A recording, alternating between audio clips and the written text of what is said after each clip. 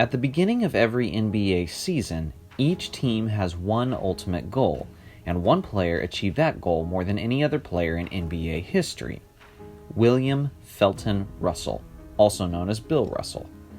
Bill Russell was the leader of the most dominant NBA dynasty of all time.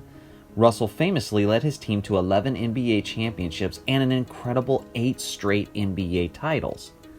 Despite the fact that he was the best player on the most dominant team in NBA history, many still discredit Bill based on the numerous narratives about his game and about the era he played in. Many say he played against weak competition and benefited from the fact that he played in the 1960s. I'll be exposing these narratives, but first, let's take a look at Russell's abilities as an athlete. Many people today think Wilt Chamberlain and Bill Russell dominated as regular big men who just happened to play in the 60s. But what those people fail to realize is that despite the fact that they were 7'1" and 6'10", Russell and Chamberlain were two of the most athletically gifted players in NBA history. For example, Bill Russell might have been the highest leaper in all of NBA history, a vertical leap that is said to be as high as 48 inches. Bill Russell was ranked 7th in the entire world in the high jump in 1956 and 3rd in the USA. When it comes to his leaping ability, he wasn't just superior to all other players in the NBA, but also superior to most of the greatest Olympian athletes all over the world.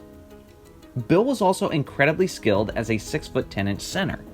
He had the quickness to take the opponent off the dribble, and he had the ball handling skills to get the rebound and take it coast to coast and finish at the rim.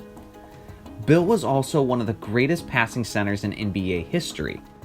His career high in assists per game for a season was 5.8. That's the second highest assists per game season for a center in NBA history. Bill Russell and Wilt Chamberlain are also the only two centers in NBA history to average over 4.3 assists per game for their entire career. When you realize how skilled and how athletic Russell was, it's easy to see why he stood out amongst his peers and won so many championships. As I mentioned in my last video, the idea that Bill Russell and Wilt Chamberlain played against a bunch of short white guys is a full-blown misconception. The average height of the NBA player in Bill's era was 6'6", and today it is 6'7". It wasn't any different at the center position either. Bill Russell did a lot of his all-time great basketball against guys who were actually bigger than him. A 6'10" Bill Russell was often matched up against centers like a 6'11" Walt Bellamy, a 7'3" Swade Halbrook, a 6'11" Ray Felix, a 7' Walter Dukes, a 7' Mel Counts, a 6'11" Nate Thurmond, and of course, the 7' 1" Wilt Chamberlain. Bill Russell's critics also like to bring up how in Bill's era, he played in an NBA with only 8 to 14 teams. Although most youngins today use this to discredit Bill Russell, many actually use this as a point of emphasis for Bill Russell's greatness, and I'll explain how. Less teams meant the greatest players had to face each other more times. In an 80-game regular season, Bill Russell and Wilt Chamberlain would face each other as many as 18 times in a single season, and that's not even including the playoffs. Also imagine if our current NBA was shrunk down to 10 teams. Now have the 20 eliminated teams redistribute their talent to the other 10 teams in the league. Every team would be stacked with star players and rich in depth. Every team would be as loaded as the current Golden State Warriors. This league sounds overpowered and hard to believe, but in reality, this was the type of league Bill Russell dominated in the late 50s and 1960s. With so few teams and such a small concentration for the NBA's talent, rosters were loaded and many capable role players were left without a job in the NBA. Bill once even used this narrative against Michael Jordan while the two were debating their greatness on the golf course. Bill told Jordan that his championship against the Phoenix Suns wouldn't have happened in Bill's era, since a key role player, John Paxson, wouldn't have been there to hit the game-sealing three-point shot, but instead, John Paxson would have been up in the stands, since he wouldn't have been good enough to make the 10-team league.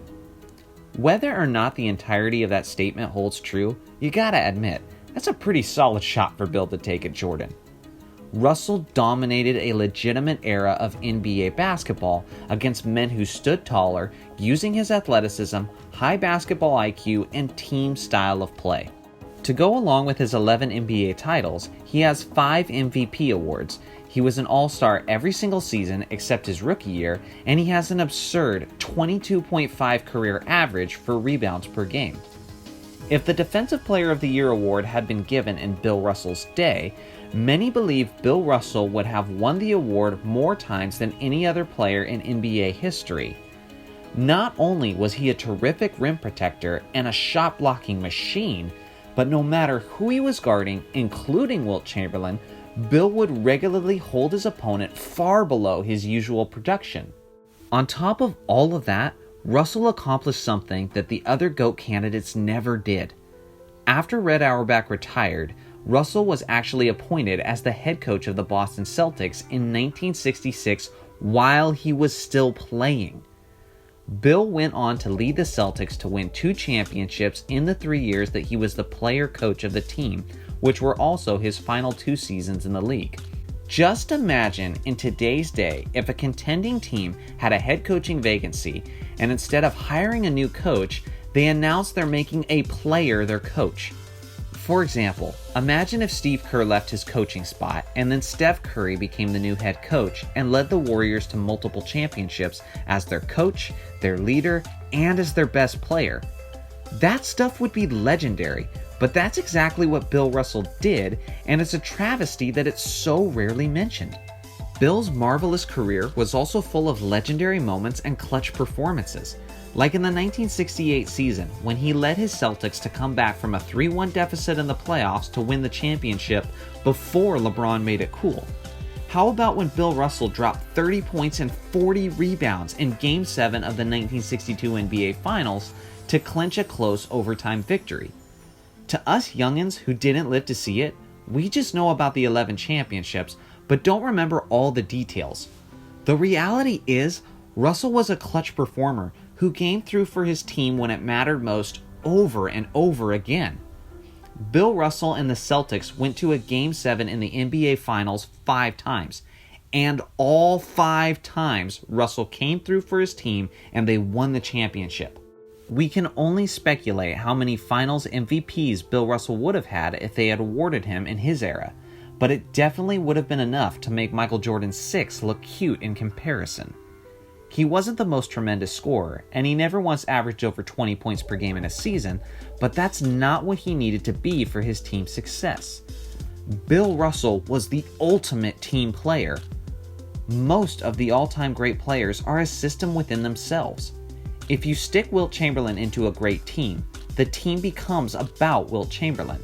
If you stick LeBron James into a great team, the team becomes about LeBron James. And if you stick Michael Jordan into a great team, the team becomes about Michael Jordan. Bill Russell is one of the few legends who you can't say that about. He won't change the integrity of the roster, and he won't mess with the chemistry in any way. He doesn't have to have the ball in his hands. He's unselfish, he's a terrific leader, a legendary rebounder, and one of, if not the greatest defender ever. Bill Russell will only make your team function better no matter who's on it. Period. Case closed. In Bill Russell's own words, he simply stated it like this: "The way I play, my team wins." This is why Bill Russell is the greatest player of all time. Thanks for watching my video, guys. This was video number 2 of 6 in my GOAT series. Make sure to like, subscribe, and share. I post new videos weekly, and I would love for you to be a part of this community with me. Thanks again for watching, and I'll see you all in the next video.